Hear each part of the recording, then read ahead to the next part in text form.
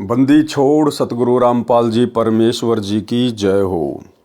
परम पिता परमात्मा सारी सृष्टि के रचनहार कुल मालिक असंख्य ब्रह्मांडों के स्वामी जगत गुरु तीनों लोकों में प्रवेश करके सबका भरण पोषण करने वाले राजाधिराज आत्माधार नाथों के नाथ देवों के देव महादेव सर्वेश्वर महेश्वर मृत्युंजय अजरो अमर आदि अनादि सनातनी प्रभु जगत पिता जगदीश्वर श्री श्री 1008 की उपाधि के वास्तविक अधिकारी अकाल मूर्त शब्द स्वरूपी राम वासुदेव सर्वगतम ब्रह्म परम पूज्य प्रथम पूज्य परम संत परम पुरुष परम धनी परम दयालु सत्य कबीर हक्का कबीर अल्लाहू अकबर बाखबर अल्लाह ताला जगत के तारणहार जगत के मुक्तिदाता जगत के जगन्नाथ हारे के सहारे हिंदुओं के राम मुसलमानों के अल्लाह सिखों के वाहिगुरु ईसाइयों के मसीह दया के सागर दयानिधि करुणा के सागर करुणानिधि स्वयंभू परिभू संकट मोचन कष्ट हरण मंगल करण दुख भंजन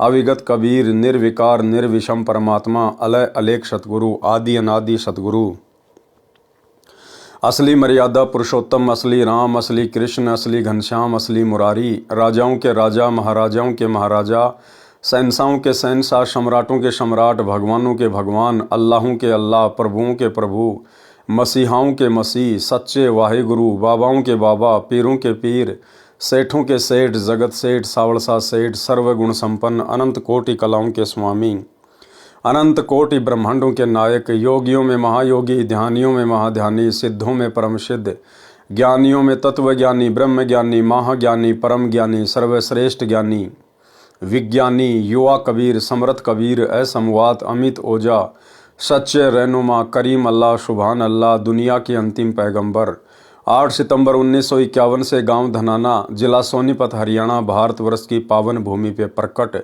रियल कल की भगवान श्री नारायण साकार हरि श्री बाबा साहिब शब्द स्वरूपी राम संत शिरोमणि सतगुरु रामपाल जी परमेश्वर जी के चरण कमल में साध संगति से जुड़े हुए देश विदेश से आप और हम सभी सत्सेवक भाई बहनों का अनंत कोटि दंडवत प्रणाम।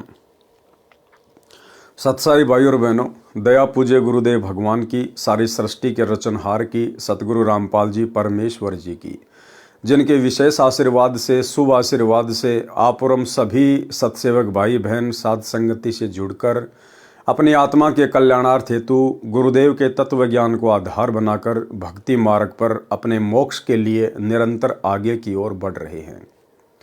भाई और बहनों, पूज्य गुरुदेव जी के कर कमल से लिखित पवित्र पुस्तक मुक्ति बोध के ऊपर वीडियो बनाने की श्रृंखला जारी है। इसी श्रृंखला में आज हमारा ये 17वें नंबर का वीडियो है। आज के वीडियो में गुरुदेव भगवान ने इस पुस्तक में सेऊ शम्मन की कथा और अब्राहिम सुल्तान की कथा को शामिल किया है, परंतु इस कथा को आप और हम सभी सत्सेवक भाई बहन कबीर सागर के सरलार्थ के दौरान जो वीडियो बने थे उन वीडियो में बहुत अच्छे से कर चुके हैं, देख चुके हैं, समझ चुके हैं। इसलिए आज हम केवल सेऊ शम्मन से संबंधित जो आदरणीय गरीबदास जी के ग्रंथ साहिब में वाणियाँ हैं, केवल हम उन अमर वाणियों को पढ़ेंगे। उसके बाद हम सीधा मीराबाई की कथा के ऊपर आगे बढ़ेंगे। तो भाई और बहनों, शुरुआत करते हैं पूज्य गुरुदेव जी के आशीर्वाद से। पवित्र ग्रंथ मुक्ति बोध पेज नंबर 142 सेऊ यानी शिव तथा शम्मन की कथा। अचला के अंग की वाणी नंबर 148-190 में है। अचला के अंग से वाणी नंबर 148 से 190। गरीब सम्मन के सतगुरु गए संग फरीद कमाल सतटोहन को उतरे हो सतगुरु अबदाल। यानी एक समय कबीर परमेश्वर सतगुरु रामपाल जी भगवान आज से लगभग 550-600 वर्ष पहले अपने भगत शम्मन के घर पर गए और साथ में अपने 2 शिष्य कमाल और शेख फरीद को भी ले लिया। गरीब सम्मन ने की पूछिया अनका कहो विचार सतगुरु आए पाहुने क्या दीजे जो नार। अब जैसे घर पर अपने गुरुदेव भगवान को देखा खुशी का कोई ठिकाना नहीं रहा और उसके बाद में सम्मन ने अपनी पत्नी नेकी से जाकर पूछा कि गुरुदेव भगवान घर पर आए हैं, भोजन भंडारे की क्या व्यवस्था है। गरीब नेकी सम्मन से कहे अन्ना ही घर मोरी, सतगुरु के प्रसाद को घर लाओ कोई फोरी। अब नेकी ने कहा कि भाई गुरुदेव भगवान के भोजन के लिए, उनको भोग लगाने के लिए घर में तो अनाज का दाना भी नहीं है, और ऐसा करो आप किसी का घर फोड़ के, यानी जैसे तैसे करके आप गुरुदेव भगवान के लिए अन्न लेके आओ। अगर परमात्मा इस नगर से भूखे चले गए तो सत्यानाश हो जाएगा। गरीब मांग्या मिले ना कर्ज दे, आन बनी बहु भीर, कहीं नेकी क्या कीजिए ल्या धरे तुम्हारा चीर। अब नेकी ने कहा कि ना तो कोई हमारे को जो है कर्जा दे रहा है, ना हमें कोई मांगने से दे रहा है, ना कोई उधार दे रहा है, तो क्या करें ऐसे में। तो सम्मन ने कहा कि तुम्हारा जो ये चीर है ना, जो तुमने कपड़ा ओढ़ रखा अपने सिर पे, जो चूंदड़ी है, इसको गिरवी रख के आ जा, बाद में छुड़वा लेंगे। और गुरुदेव भगवान के लिए 2-3 सेर आटा ले आ। तो नेकी ने क्या कहा, गरीब धरने लायक चीर कित पाट्या पटल मोही, सम्मन से नेकी कहें चोरी जाओ तो ही। अब नेकी ने कहा कि ये तो जगह जगह से फटा हुआ है, ये तो गिरवी रखने के लायक भी नहीं है। मैं तो गई थी 1-2 के पास में, लेकिन उन्होंने मना कर दिया, कुछ तो ये कहकर कि ये तुम्हारा चीर जो है ये फटा हुआ है। दूसरा ये कि नेकी और सम्मन माता बहनों को चूड़ियाँ पहनाने का कार्य किया करते थे, मणियार का काम। और जब वो चूड़ियाँ पहनाया करते थे तो अपने गुरुदेव भगवान की महिमा किया करते थे कि हमारे गुरुदेव इतने समर्थ हैं, साक्षात परमात्मा आए हुए हैं। सिकंदर लोदी ने गुस्से में आके पंडित रामानंद जी की गर्दन काट दी थी। सिकंदर लोदी के सामने हमारे गुरुदेव ने पंडित जी की गर्दन जोड़ दी थी। हजारों लोगों के सामने हमारे गुरुदेव भगवान ने राजा सिकंदर लोदी के धार्मिक गुरु शेख तकी की बेटी कमाली को जीवित कर दिया। एक कमाल नाम के लड़के को मुर्दा से जीवित कर दिया। तो लोग मजाक बनाने लगे कि तुम्हारे गुरुजी तो इतने समर्थ हैं, तुम इतनी महिमा किया करते थे, भगवान हैं, ऐसे ऐसे चमत्कार कर दिए, फिर आज तुम्हें मांगने की जरूरत क्या पड़ गई। तुम्हारे गुरु तो वैसे ही ना अन्न भर देंगे तुम्हारे घर में। तो लोगों ने दिया नहीं। और दूसरी बात भाई और बहनों, परमात्मा ने बताया कि सतगुरुदेव भगवान ने जानबूझकर उस दिन ऐसी परिस्थितियां पैदा कर दी कि ना तो किसी ने नगर में उनको आटा उधार दिया और ना किसी ने उनका चीर यानी वो कपड़ा गिरवी रखा। उस दिन उनके घर में अनाज का एक दाना भी शेष नहीं था। भाई और बहनों, हमने शिक्षा लेनी है। ऐसी परिस्थितियां कभी कभार आप और हमारे सामने भी प्रकट होंगी। जरूरी नहीं है कि इस प्रकार से हमारे घर में अन्न ना हो। अन्य कोई भी परिस्थिति परमात्मा पैदा कर सकता है। जिस प्रकार गुरुदेव ने जानबूझकर ऐसी परिस्थितियां पैदा करी, लोगों के मन में ये भावना भर दी गुरुदेव भगवान ने कि इनको कुछ नहीं देना, ना अनाज का दाना देना, ना इनका कपड़ा अपने पास में जो है वो गिरवी रखना, क्योंकि परमात्मा ने उनकी परीक्षा लेनी थी। तो जब ये परमात्मा, ये गुरुदेव भगवान अपने भगत की परीक्षा लेता है, और परीक्षा कब लेता है, पहले ज्ञान देता है, पहले अपने विषय में अपनी समर्थता के बारे में बताता है, समझाता है सत्संग कर करके। उसके बाद ये भगत के सील, संतोष, विवेक, दया, अक्षमा इनकी परीक्षा लेता है। तो उस दिन सम्मन के परिवार की परीक्षा थी। भले इनके 64 लाख भगत थे, परमेश्वर ने 64 के 64 लाख की परीक्षा ली, कारण चाहे कुछ भी बनाए हों। और दूसरी तरफ साथ में जो 2 भगत आए थे परमात्मा के, शेख फरीद और कमाल, उनका भी परमात्मा ने भ्रम निवारण करना था। शेख फरीद का जो गुरु था पहले वाला नकली हुक्का पाड़, उसने एक बार शेख फरीद की फूटी हुई आंख को बिल्कुल नई बना दी। शेख फरीद ने अपने हाथ से आंख निकाल दी थी अपने गुरुदेव को प्रसन्न करने के लिए। तो उसके गुरु ने अपने आशीर्वाद से, क्योंकि वो तपस्वी था, अपनी सिद्धि से उसने शेख फरीद की आंख भी नई बना दी। तो शेख फरीद को भी थोड़ा बहुत ये वहम था कि भाई मेरे गुरु जैसा सिद्धि वाला गुरु नहीं हो सकता। और कमाल जो था उसको अहंकार हो गया था कि मेरे जितनी सेवा गुरुदेव भगवान की संगत में और कोई नहीं कर सकता। तो जब परमात्मा सम्मन के घर आने लगे, उस समय भी कमाल ने कहा कि गुरुदेव अगर मैं आपके साथ नहीं चलूंगा तो आपकी सेवा कौन करेगा। तो परमात्मा ने उन दोनों को भी शिक्षा देनी थी, उनको सबक सिखाना था, और उधर नेकी, सम्मान और सेव की परीक्षा लेनी थी। और वो उदाहरण पेश करके परमात्मा ने वर्तमान में हम पिछली पीढ़ी वाले भक्तों को भी जागरूक करना है कि भैया किसी बात का अहंकार मत करना, घमंड मत करना। अगर कोई लाख, 2 लाख रुपए, 10 लाख रुपए, 1 करोड़ रुपए अगर दान कर रहा है या कोई बहुत बड़ी सेवा कर रहा है तो अपने मन में कोई घमंड मत लेके आना, अहंकार मत लेके आना। तुम्हारे जैसे दानी, तुम्हारे जैसे बलिदानी ना जाने कितने होके जा लिए हैं। उनके जैसी कुर्बानियां तुम वर्तमान में नहीं कर सकते हो, जो कुर्बानियां आज से पहले तुम्हारे भगत भाई बहन दे चुके हैं। तो क्या कहा नेकी ने, गरीब धरने लायक चीर कित, यानी ये गिरवी रखने के लायक कहाँ है कपड़ा, पाट्या पटल मोही, ये तो बीच बीच में से पटा हुआ है। सम्मन नेकी से कहे चोरी लाओ तो ही। अब सम्मन ने नेकी से कहा कि भैया अब तो चोरी करके लेके आना पड़ेगा। गरीब सेऊ माता से कहे चोरी खात्या नाही, माल बिराना मुसहरे जिनके सर बस जाही। अब उनका बेटा 10-12 साल का सेऊ, वो प्रतिदिन अपने माता पिता से सुना करता था, गुरुदेव के सत्संग में भी सुना करता था कि भाई भक्तों ने चोरी नहीं करनी चाहिए, जो चोरी का धन खाते हैं उनका तो सर्वस्व नष्ट होता है। तो जब सेऊ ने इस प्रकार की बात सुनी अपने पिता के मुख से तो तुरंत बोल पड़ा कि माताजी, पिताजी, चोरी करना तो पाप है, गुरुजी भी मना करते हैं, आप भी मुझे प्रतिदिन यही शिक्षा दिया करती थी, फिर आज चोरी क्यों। तो नेकी ने क्या कहा, गरीब माता पुत्र से कहे सुन सेऊ सुर ज्ञान, या में नहीं अकाज है चोरी कर दे दान। अब नेकी ने अपने पुत्र को समझाया कि बेटा आज विशेष परिस्थितियां हैं, बेटा हम अपने लिए चोरी नहीं कर रहे, ना हमने आज से पहले कभी चोरी करी, लेकिन आज हमारे गुरुदेव भगवान घर पर आए हुए हैं, भगत भाई बहन आए हुए हैं, और बेटा यदि आज हमने इनको भोजन नहीं करवाया, भंडारा नहीं करवाया, गुरुदेव को भोग नहीं लगाया, तो बेटा अगर साधु महात्मा जिस नगर से नाराज होके चले जाएं या भूखे चले जाएं तो बेटा उस नगर का सत्यानाश होता है, सर्वनाश होता है।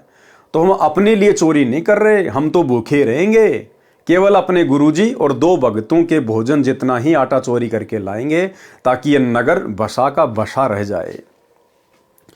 गरीब सतगुरु दीन्या बैठना आसन दिए बिछाए, शेख फरीद कमाल को लिए सुतार चढ़ाए। अब सम्मन ने गुरुदेव भगवान के बैठने की व्यवस्था कर दी, आसन लगा दिया, जैसा भी उसके घर में व्यवस्था थी। गरीब शब्द उचारे धुन कर सतगुरु आए आज, सम्मन से नेकी कहें घर में ना ही नाज। अब दोनों बड़े चिंतित हो गए और आपस में बातचीत करने लगे कि भाई आज पहली बार तो हमारे भगवान, हमारे परमात्मा गुरुदेव घर पर आए हैं और आज उनको खिलाने के लिए अन्न भी नहीं है। गरीब सुनो शब्द चितलाए कर होनी हो सो होए। अब नेकी ने कहा कि ध्यान से सुनो, जो होगा सो देखा जाएगा, सब विधि काज समारे ही चरण कमल चित पोए। कि भाई जिसने हमें भक्ति दे रखी है, हम जिसकी शरण में हैं, भाई वो ही संभालेगा। हम अपने गुरुदेव भगवान को भोजन अवश्य करवाएंगे, चाहे कुछ भी करना पड़े। गरीब सतगुरु आए पाहू ने मैं मानी करी शाह, सेऊ माता से कह सीच बेच धरस्या। अब आपस में ये बातें परिवार वाले कर ही रहे थे कि भाई सतगुरुदेव पहली बार तो मेहमान बन के हमारे घर पे आए हैं और आज उनके लिए भोग प्रसाद भी नहीं है। तो सेऊ अपनी माता से कह रहा है कि माता चाहे शीश काटना पड़ जाए, चाहे सिर चला जाए हमारा, लेकिन गुरुदेव भगवान के लिए हम भोजन की व्यवस्था अवश्य करेंगे। गरीब सुन रे पुत्र शिरोमणि, नेकी कहे निराठी, सतगुरु आए पाहू ने करो शीश की साटी। अब नेकी ने कहा कि बेटा आज गुरुदेव भगवान हमारे घर पे आए हैं और बेटा जैसे तैसे आज हमने अपने परमात्मा के भोजन के लिए व्यवस्था करनी है, चाहे शीश क्यों ना देना पड़े। यानी परमात्मा ने ऐसी भावना भर दी उनके अंदर कि आज हम अपने गुरुदेव भगवान के लिए कुछ भी करेंगे, क्योंकि भाई और बहनों, परमात्मा जब भगत की परीक्षा लेता है तो कुम्हार की तरह नीचे हाथ भी रखता है और ऊपर से चोट मारता है। गरीब शेख फरीद कमाल को बोले वचन सुशील, सम्मन से सतगुरु कहें भोजन की क्या ढील। यानी सम्मन से गुरुदेव भगवान ने कहा कि भाई भोजन में ढील क्यों हो रही है, भाई सम्मन भोजन की क्या व्यवस्था है। और उधर से शेख फरीद और कमाल ने भी यही कहा कि भाई भोजन की क्या व्यवस्था है, गुरुदेव भगवान को भूखा रखोगे क्या। गरीब सतगुरु से सम्मन कहें करो ध्यान स्नान, भोजन पाक सिलाए स्या उगमे ते ही भान। अब सम्मन ने बड़ी आधीनी से, बड़े प्रेम से अपने गुरुदेव भगवान से कहा, क्योंकि सम्मन को पता था कि महापुरुष संकेतों की भाषा समझ जाते हैं। तो सम्मन ने हाथ जोड़कर आधीनी से कहा कि हे गुरुदेव भगवान, आप स्नान कीजिए, अपना ध्यान कीजिए, भक्ति भाव कीजिए।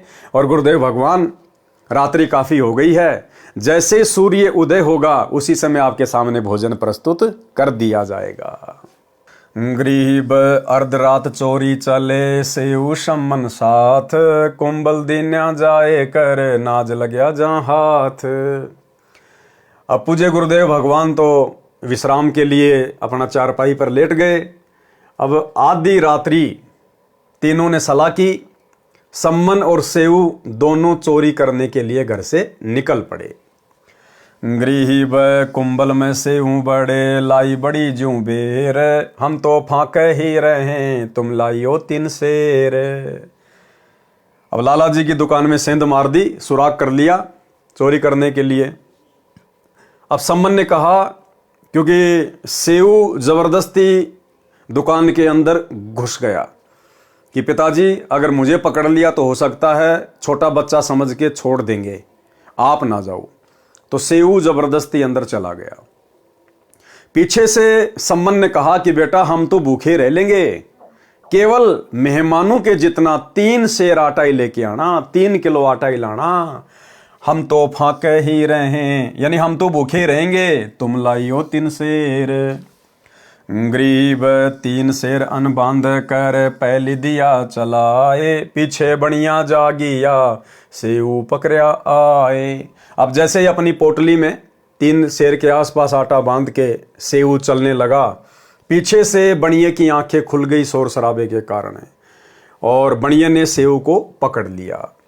गरीब चोर चोर बनिया कर सेऊ पकड़ी मोन, ठाड्यो काहे बोलिए 3 शेर लिया चोन। अब बनिया ने शोर मचाना शुरू कर दिया, चोर चोर। तो सेऊ ने कहा कि भाई इतना क्यों चिल्ला रहा है सेठ जी, खाली 3 किलो ही तो चून लिया है, 3 किलो ही तो आटा लिया है। गरीब बनिए रस्सा गाल कर दिया खंभ से बांधी, सम्मन डेरे ले गया नेकी रोटी छान दी।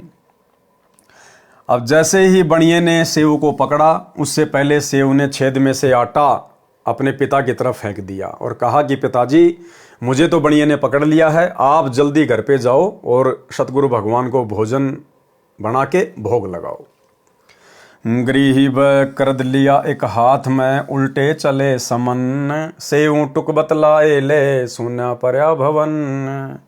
अब घर पे गए तो नेकी ने कहा कि बेटा कहाँ है, तो सम्मन ने सारी घटना बता दी। तो नेकी ने कहा कि ऐसे तो बात बिगड़ जाएगी, उस बनिए के संपर्क तो राजा के साथ में है और कल को भी गुरुदेव भगवान की बेइज्जती होगी, हो सकता है गुरुदेव भगवान को जेल करवा दे, कैद करवा दें। हम भोजन तो गुरुदेव भगवान को करवा नहीं पाए और उल्टा गुरुदेव भगवान को सजा और हो जाएगी। तो आप ऐसा करो, ये कर्द लेके जाओ, छुर्रा लेके जाओ और बेटे की गर्दन काट के लेके आ जाओ।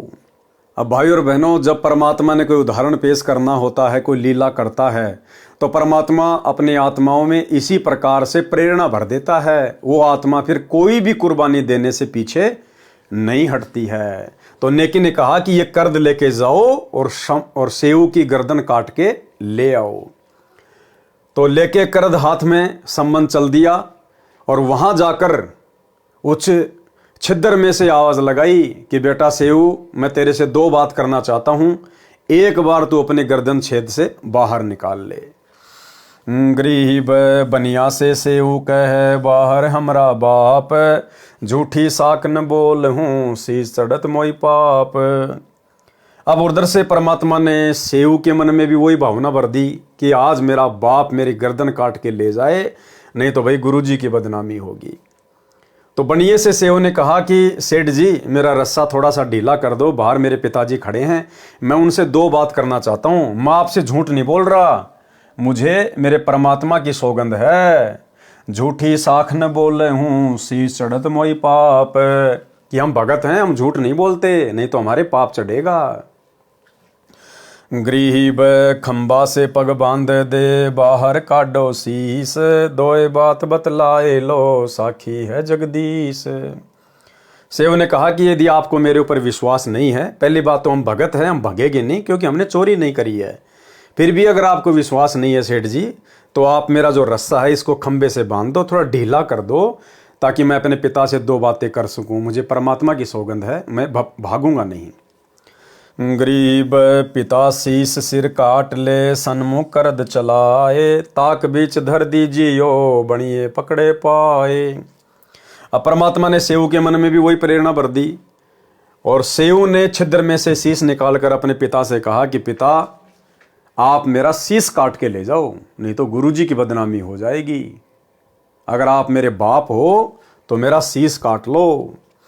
गरीब सम्मन करद चलाई या सन्मुख काट्या शीस, काटत ही कस क्या नहीं दृढ़ है विश्व बीस। अब इतना कहते ही सम्मन के मन में और जोश उत्पन्न हो गया, और अपने पुत्र का उसने सिर काट लिया। बिल्कुल भी नहीं कसक्या, यानी जरा भी विचलित नहीं हुआ, और बिल्कुल ऐसा रहा दृढ़। गरीब शीस काट घर ले गया ताक बीच धर दीन, नेकी करे रसोई या ज्ञान ध्यान परवीन। अब देखो भाई और बहनों, अपने बेटे के शीस की कुर्बानी तो राजा मोर ध्वज ने भी दी थी। राजा और रानी दोनों ने अपने बेटे को ताम्र ध्वज को आरे से काट दिया था, लेकिन उन्होंने काटा कब? जब साधु ने, श्री कृष्ण जी जो संत रूप में थे, साधु रूप में थे, उन्होंने आदेश दिया तब अपने पुत्र का सिर काटा। और एक कुर्बानी सम्मन ने भी दी, नेकी ने भी दी। इन्होंने कहा नहीं कि अपने बेटे का सिर काट। इसलिए सेऊ सम्मन और नेकी की जो कुर्बानी है वो मोर ध्वज और उसके पुत्र ताम्र ध्वज से लाखों गुना बढ़ के है, लाखों गुना बढ़ के। आने वाले समय में भक्ति इतिहास में जो भक्ति योग ये चल चुका है, गुरुदेव भगवान के द्वारा शुरू कर दिया गया है, यथार्थ 13वां कबीर पंथ, जो हजारों लाखों साल चलेगा। इस आने वाले समय में इस पृथ्वी पर ताम्र ध्वज और मोर ध्वज की कथा नहीं, जब जब अपने गुरु के लिए कुर्बानी की बात आएगी, बलिदान की बात आएगी, तो सेऊ सम्मन और नेकी की कथा चला करेगी। सेऊ सम्मन और नेकी की कथा। गरीब शीस काट घर ले गया ताक बीच धर दीन, नेकी करे रसोई या ज्ञान ध्यान परवीन।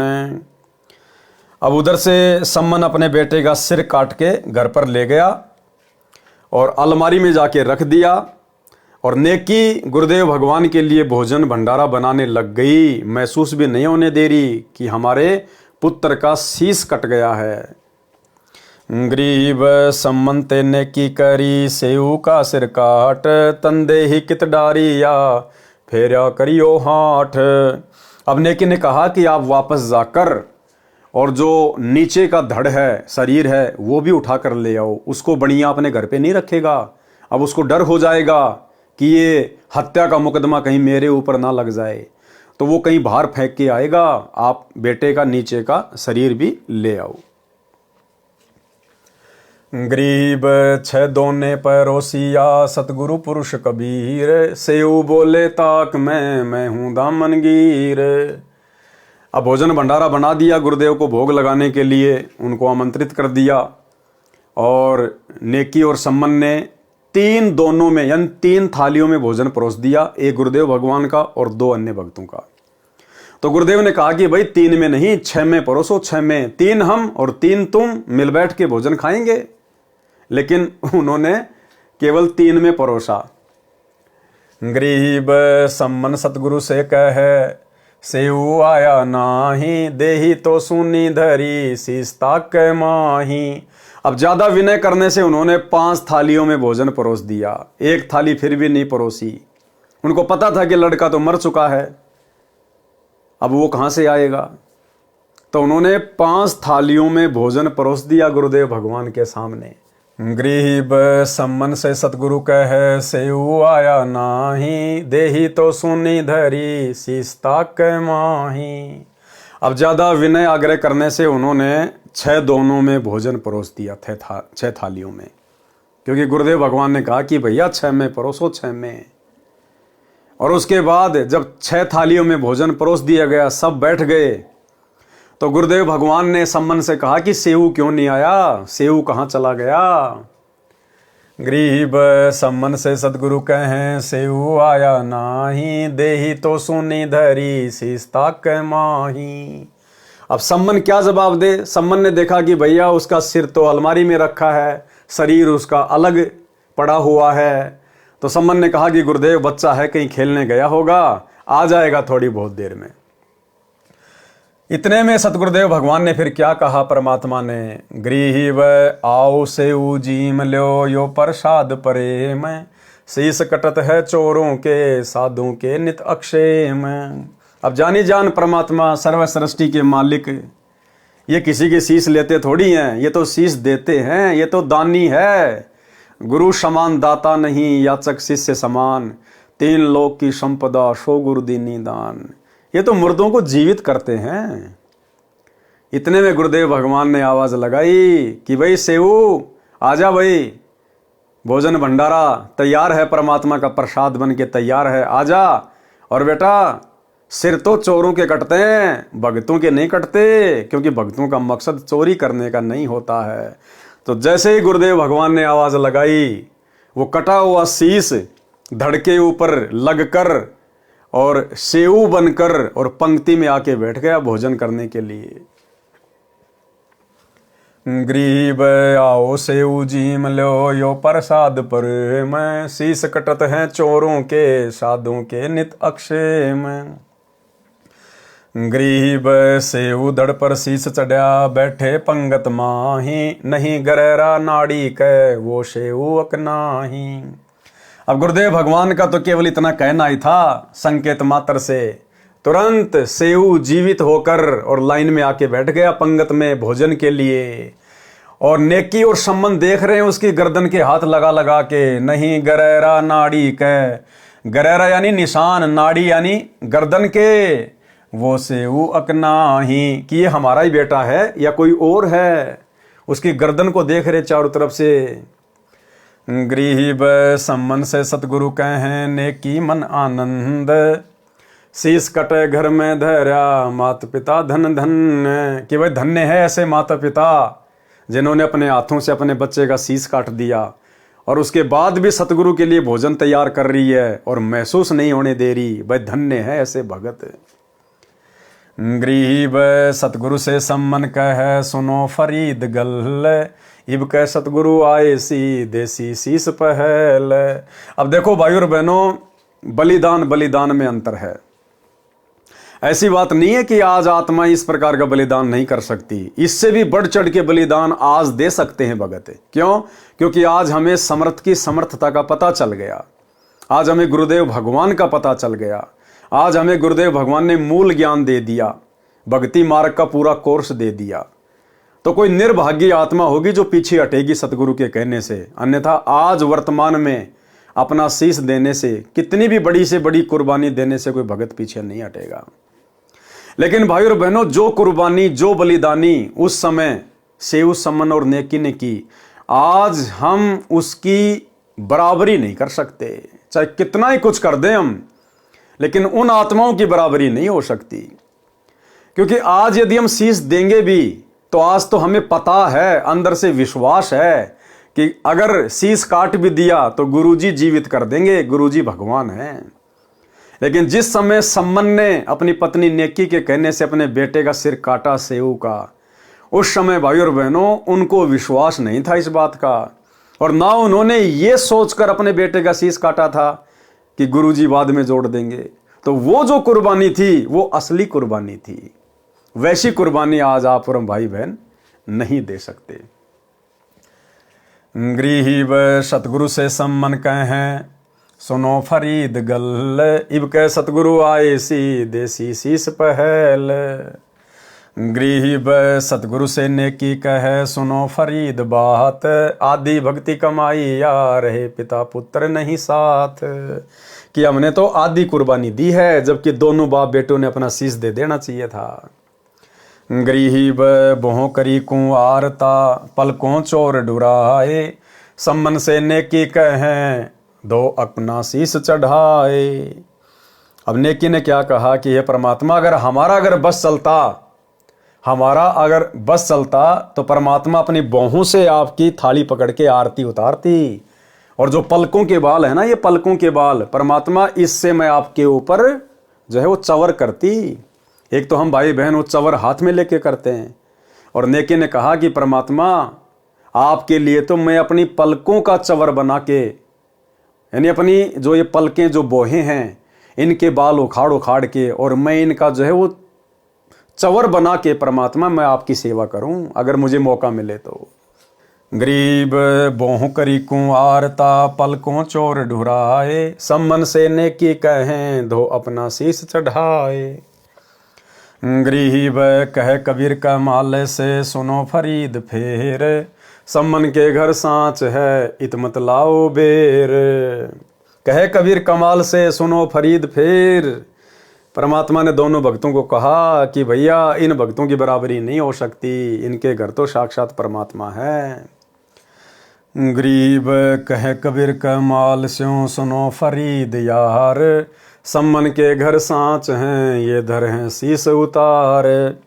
गरीब कहे कबीर कमाल से सुनो फरीदा बात, सम्मन के घर सांच हैं शीश चढ़े स्यों गात।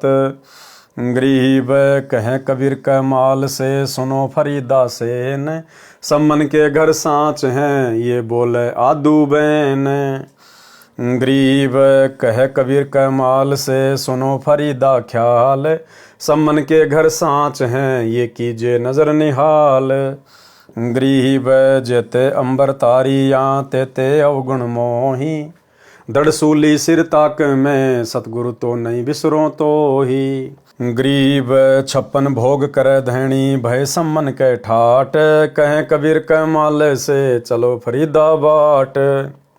अब इस घटना के बाद में भाई और बहनों जो कुर्बानी जो बलिदान उस भगत परिवार ने दिया अपने गुरुदेव की इज्जत के लिए, परीक्षा में सफल हुए, पास हुए, तो गुरुदेव भगवान ने उस भगत परिवार को एक नंबर का धनी बना दिया, सेठ बना दिया। जिनके घर में खाने को अन्न नहीं था आज वो 56 भोग खा रहे हैं।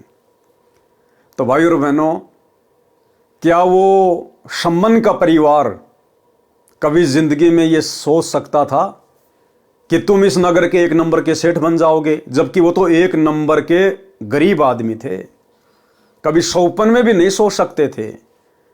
लेकिन ये सतगुरु इतना समर्थ है, ये चाहे तो राजा को रंक और रंक को राजा 1 सेकंड में बना दे।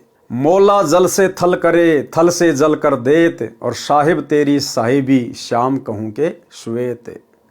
ये परमात्मा 1 सेकंड में पूरी दुनिया नष्ट कर दे, और 1 सेकंड में वैसा का वैसा बना दे, किसी को पता भी नहीं चले कि क्या हो गया था। तो भाई और बहनों, ठीक इसी प्रकार हम भगत भाई बहन वर्तमान में चाहे कितने गरीब हैं, कितने निर्धन हैं, ये हमारा प्रारब्ध है। और कुछ एक भगत भाई बहनों को परमात्मा जानबूझकर भी ऐसी स्थिति में रखता है भक्ति करवाने के लिए। यदि उसके भाग्य में राजशाही ठाठ बाट भी थे तो गुरुदेव भगवान ने उसकी आत्मा के कल्याण के लिए उनको कैंसिल कर दिया और एक नॉर्मल स्थिति में उस भगत परिवार को रखे हुए हैं। तो पहली बात तो हमारे मन में कभी ये आना नहीं चाहिए कि हम राजा बने, हम सेठ बने, हमारे ठाठ बाट हों। दूसरी बात, ये परमात्मा के हाथ में है। भगत ने कभी ये सोचना भी नहीं चाहिए कि मैं इतना गरीब हूं, मैं ऐसा हूं, मैं वैसा हूं। ये सतगुरु के हाथ में है। हमें जो कर्म, भक्ति कर्म जो गुरुदेव ने दे दिया, हम केवल अपना तन मन धन लगाकर उस पर चलें। मर्यादा में रहकर गुरुदेव की आजीवन अंतिम श्वास तक भक्ति करने का संकल्प करें।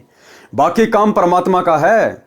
आज आप चाहे कितने गरीब हैं, कितने निर्धन हैं, टाइम पे आपको दो टूक भी नहीं है, लेकिन अपने मन में ये कभी विचार मत लेके आना कि मेरे जैसा गरीब आदमी धनी कैसे बन सकता है, मेरे को परमात्मा कैसे पैसा वाला बनाएंगे। नहीं, क्या सेऊ सम्मन नेकी ने जो इतने गरीब थे, शायद उस नगर में और कोई नहीं होगा, क्या उन्होंने कभी सोचा था कि हम इस नगर के एक नंबर के सेठ बन जाएंगे? लेकिन बनाने वाला जगत सेठ हमारे साथ में है। सेठों को सेठ बनाने वाला, राजाओं को राजे देने वाला, ये कबीर सेठ सतगुरु रामपाल जी भगवान हमारे साथ में है। सतगुरु जो चावे सो करही, 14 कोटि दूत यम डरही, ऊत भूत जम त्रास निवारे, चित्रगुप्त के कागज फाड़े। अगर चित्रगुप्त के कागजों में हम गरीब हैं, निर्धन हैं, ये परमात्मा फाड़ देगा, उसमें लिख देगा एक नंबर का सेठ, एक नंबर का धनी। कहने का मतलब है, आप और हम भगत भाई बहनों ने, आज हम चाहे कितने निर्धन क्यों ना हैं, हमने अपनी तरफ से धनी बनने की गुरुदेव से अर्ज नहीं करनी, अरदास नहीं करनी। परमात्मा कहते हैं, जो राखूं त्यों ही रहूं, हमरा के चारा, खाने जाद खरीद हूं गुलाम तुम्हारा। यदि परमेश्वर हमारी किसी भक्ति क्रिया से प्रसन्न होकर अपनी मर्जी अनुसार, वे चाहे हमें सेठ बनाना चाहें, चाहे राजा बनाना चाहें, वो उनकी मर्जी, उनका प्रसाद हमें स्वीकारी होगा।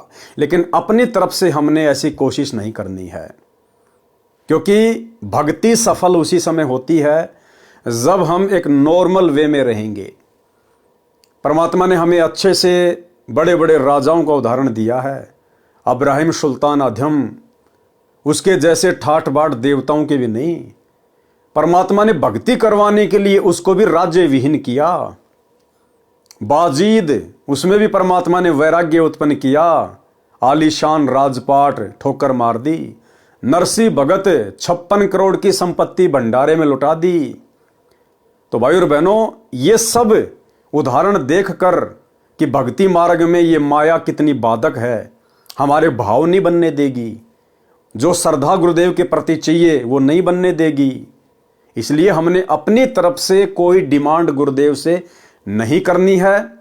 यदि अपनी तरफ से डिमांड करनी है तो गुरुदेव ने बताया, बेटा एक ही डिमांड करना, भक्ति दान मोहि दीजियो देवन के देवा हो, जन्म पाया भूलूं नहीं करहूं पद सेवा हूं।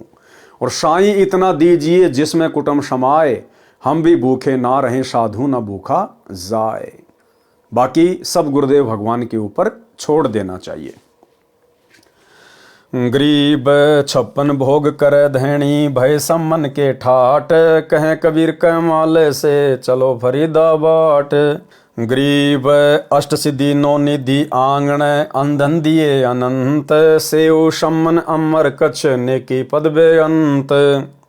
यानी परमात्मा ने अष्ट सिद्धि और 9 निधि उनके दरवाजे पे खड़ी कर दी कि बेटा अंधन की तेरे जीवन में कोई कमी नहीं रहेगी। गरीब नेकी सेऊ पारिंग हुए। अब इस घटना के बाद में नेकी और सेऊ यानी माँ बेटे तो पार हो गए। पार होने का मतलब है परमात्मा ने बारंबार उनको मनुष्य जन्म नहीं दिए इस कलयुग की पिछली पीढ़ी तक। असली पार होने का समय तो अब है, वर्तमान समय। तो परमेश्वर ने उन दोनों आत्माओं को किसी सुरक्षित स्थान पर बैठा दिया, स्वर्ग में या फिर मिनी सतलोक में, कि बार बार इनको माँ के गर्भ में नरक में नहीं भेजेंगे। जब कलयुग की पिछली पीढ़ी आएगी डायरेक्ट इनको उसी समय जन्म देंगे। गरीब नेकी से वो पारिंग हुए सतगुरु के प्रताप यानी आशीर्वाद से।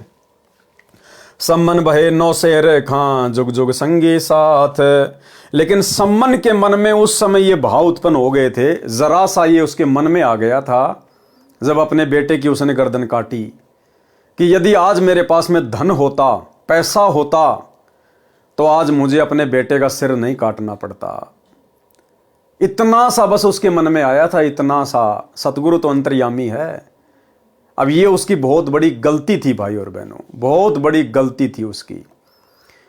हमने ऐसी गलतियों से वर्तमान में बचना है। अपने मन में कोई शंका, चाहे हम गरीब हैं, अमीर हैं, लूले हैं, लंगड़े हैं, काले हैं, पीले हैं, ठिगने हैं, लंबे हैं, जैसे भी हैं, लेकिन हमें शुक्र मनाना चाहिए कि हम समर्थ की शरण में हैं, धनी की शरण में हैं।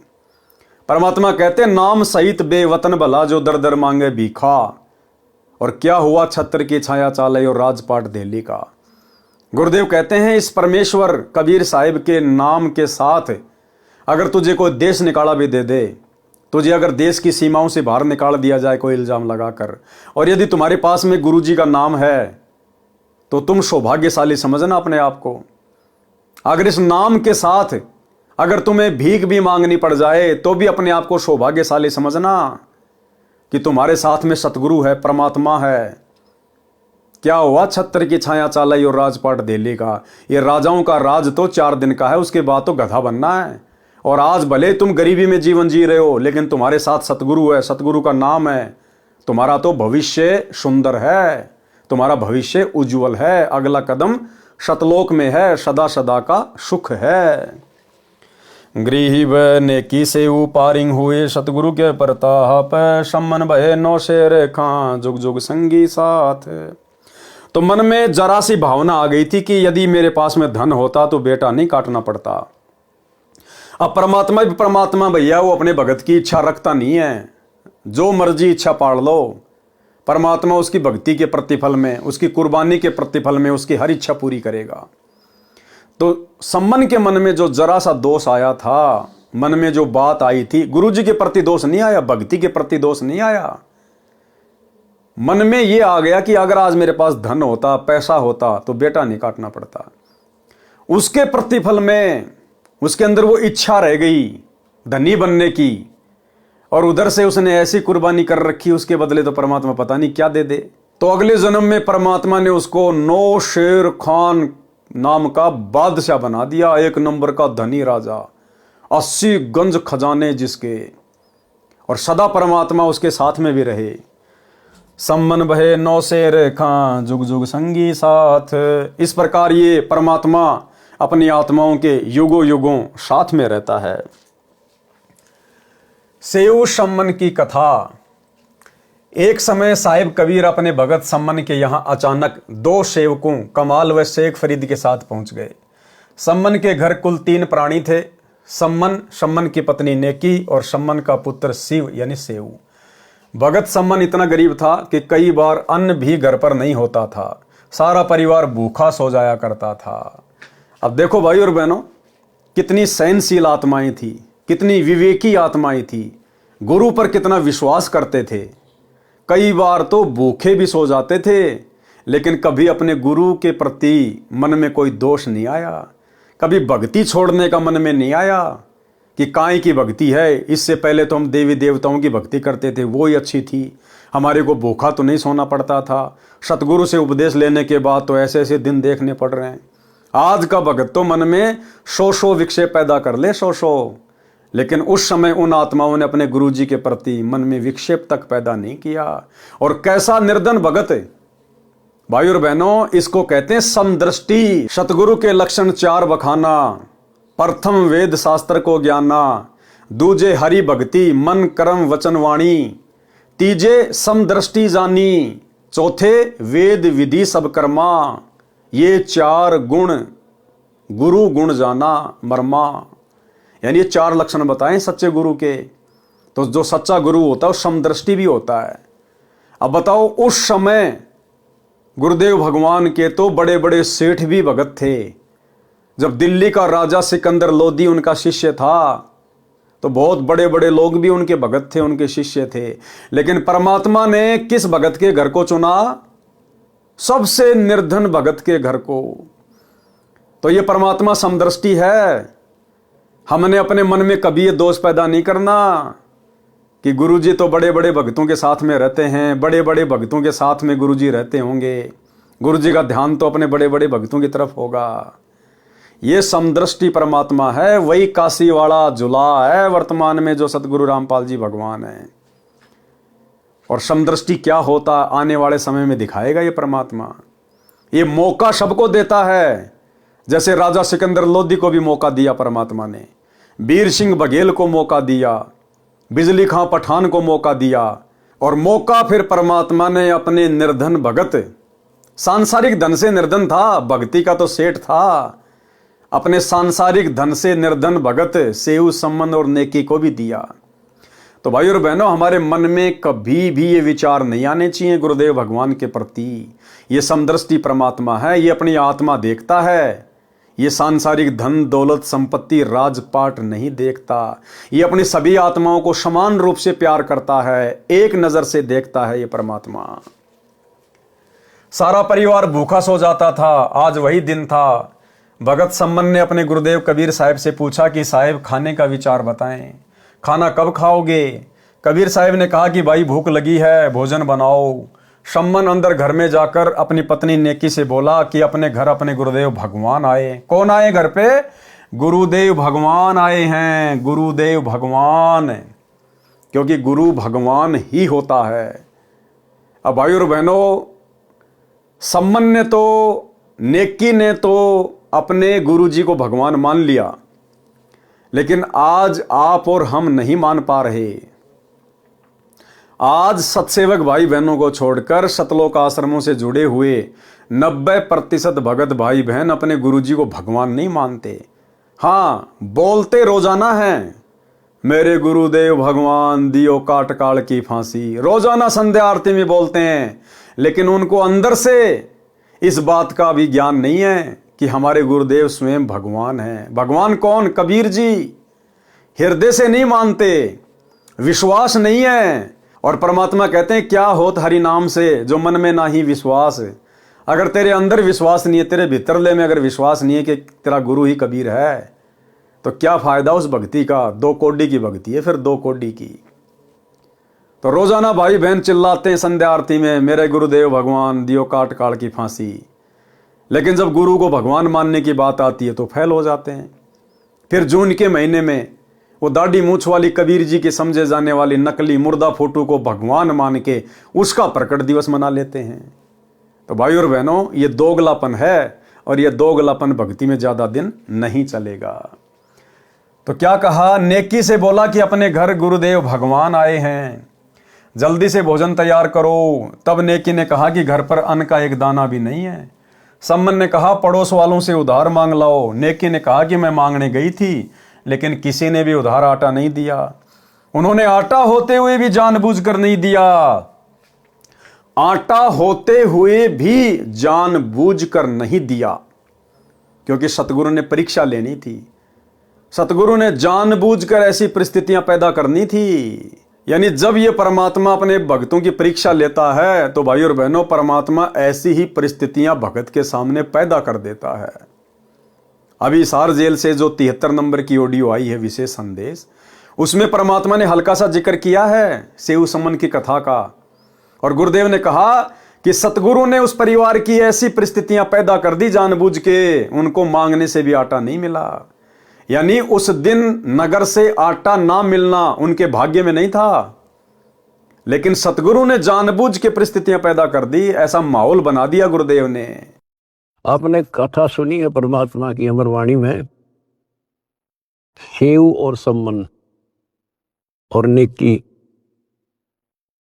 कितने हैंड टू माउथ थे, लेकिन समर्थ की शरण प्राप्त हो चुकी थी और उनके अंदर जो गुण थे वो भगत वाले थे। परमात्मा उनके घर जाते हैं, वहां जाने का उद्देश्य यही था कि इनके कर्म बनवा दूं, और ऐसी परिस्थिति पैदा कर दी परमात्मा ने, और ऐसी परिस्थिति पैदा कर दी परमात्मा ने, और ऐसी परिस्थिति पैदा कर दी परमात्मा ने कि उनके पास कोई विकल्प नहीं बचा। और किस लिए? कि हमारे गुरु जी की बेइज्जती ना हो जाए। पहली बार घर आए और कुछ खाना तो खिला नहीं पाए, ये और जुल्म हो जाएगा, गांव के राजा लोग बेइज्जती करेंगे, मारेंगे। तो लड़के तक भी काटने कोई देर नहीं लाई। लेकिन समर्थ कोई बालक थोड़ा ही था।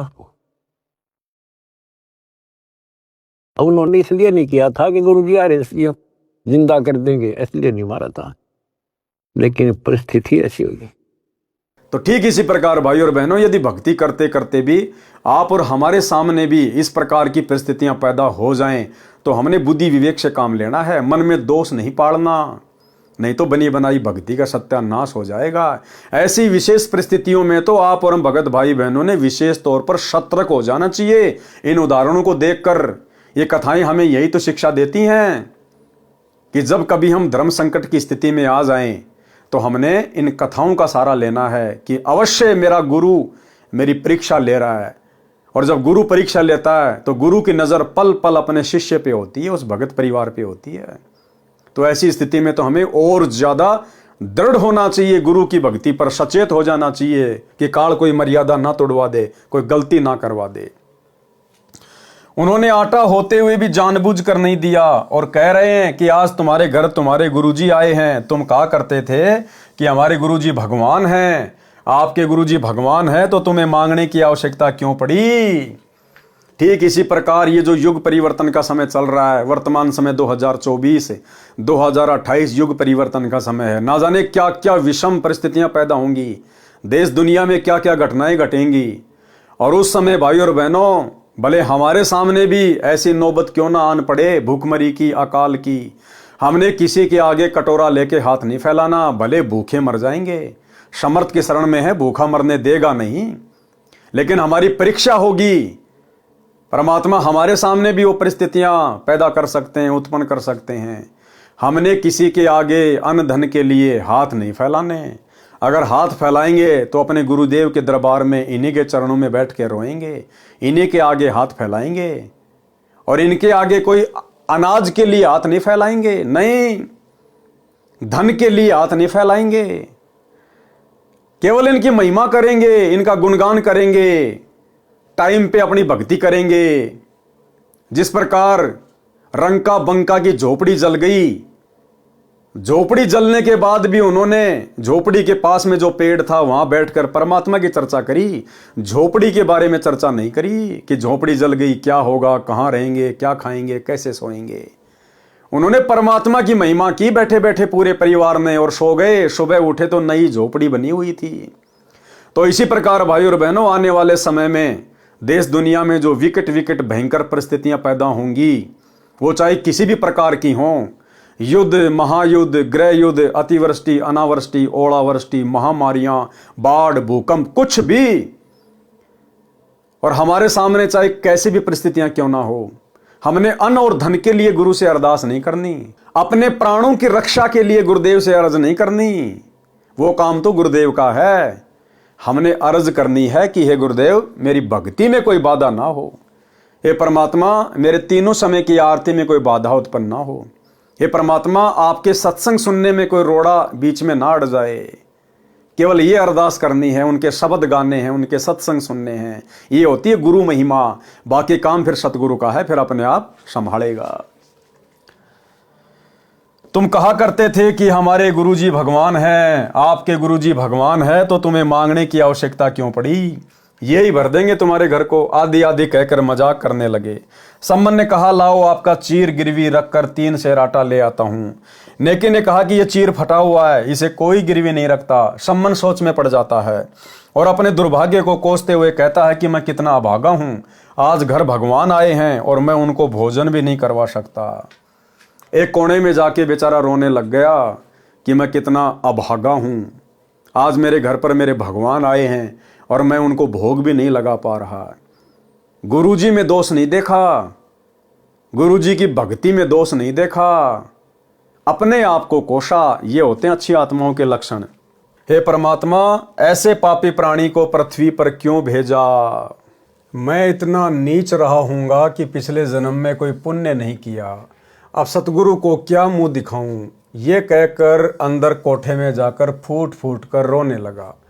तब उसकी पत्नी नेकी कहने लगी कि हिम्मत करो, रो मत, परमात्मा आए हैं। क्या कहा नेकी ने? परमात्मा आए हैं। जबकि कौन थे? उनके गुरुजी थे। गुरुजी को क्या कहा? परमात्मा, परमेश्वर आए हैं। इन्हें ठेस पहुंचेगी, सोचेंगे कि हमारे आने से तंग आकर रो रहा है। सम्मन चुप हुआ। फिर नेकी ने कहा, आज रात्रि में दोनों पिता पुत्र जाकर 3 शेर यानी 3 किलोग्राम आटा चुरा कर लाना, केवल संतों में भक्तों के लिए। तब लड़का सेऊ बोला, माँ गुरुजी कहते हैं चोरी करना पाप है, फिर आप भी मुझे शिक्षा दिया करती कि बेटा कभी चोरी नहीं करनी चाहिए, जो चोरी करते हैं उनका सर्वनाश होता है। आज आप ये क्या कह रही हो माँ, क्या हम पाप करेंगे माँ? अपना भजन नष्ट हो जाएगा माँ, हम 84 लाख योनियों में कष्ट पाएंगे, ऐसा मत कहो माँ, आपको मेरी कसम।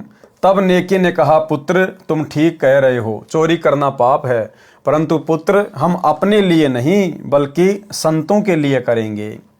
जिस नगर में निर्वाह किया है इसकी रक्षा के लिए चोरी करेंगे। नेकी ने कहा, बेटा ये नगर के लोग अपने से बहुत चिढ़ते हैं, हमने इनको कहा था कि हमारे गुरुदेव कबीर साहिब पूर्ण परमात्मा पृथ्वी पर आए हुए हैं। हमारे गुरुदेव कबीर साहिब पूर्ण परमात्मा पृथ्वी पर आए हुए हैं। भाई और बहनों, हमने गुरु को परमात्मा मानना पड़ेगा, क्योंकि गुरु परमात्मा ही होते हैं। इन्होंने एक मृतक गऊ तथा उसके बच्चे को जीवित कर दिया था, जिसके टुकड़े सिकंदर लोदी ने करवाए थे। एक लड़के तथा एक लड़की को जीवित कर दिया। सिकंदर लोदी राजा का जलन का रोग समाप्त कर दिया तथा श्री स्वामी रामानंद जी कबीर साहिब जी के गुरुदेव को सिकंदर लोदी ने तलवार से कत्ल कर दिया था, वे भी कबीर साहिब ने जीवित कर दिए थे। इस बात का ये नगर वाले मजाक कर रहे हैं और कहते हैं कि आपके गुरु कबीर जी तो भगवान हैं, तुम्हारे घर को भी अन्न से भर देंगे, फिर क्यों आटे के लिए घर घर डोलती फिरती हो।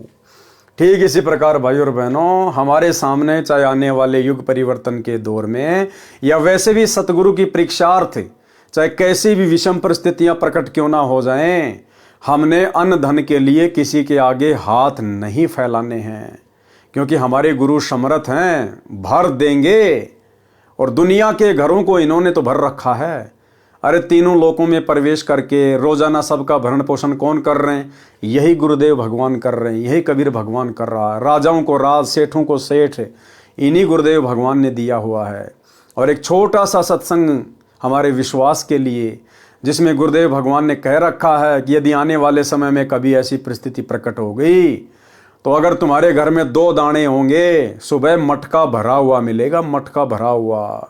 परमात्मा किसी चीज के भरोसे अपने भक्तों को नहीं रहने देगा। इसलिए हम भक्तों ने अंततः अंतिम श्वास तक अपने गुरुदेव भगवान पर विश्वास रखना है। फिर भगवान व्यवस्था करेगा।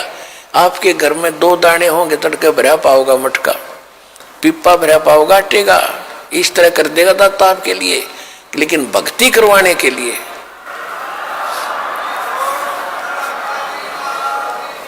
ये उनकी करेगा जो भक्ति करेंगे, और जो बकवाद चाहोगे वो अपना करते रहियो।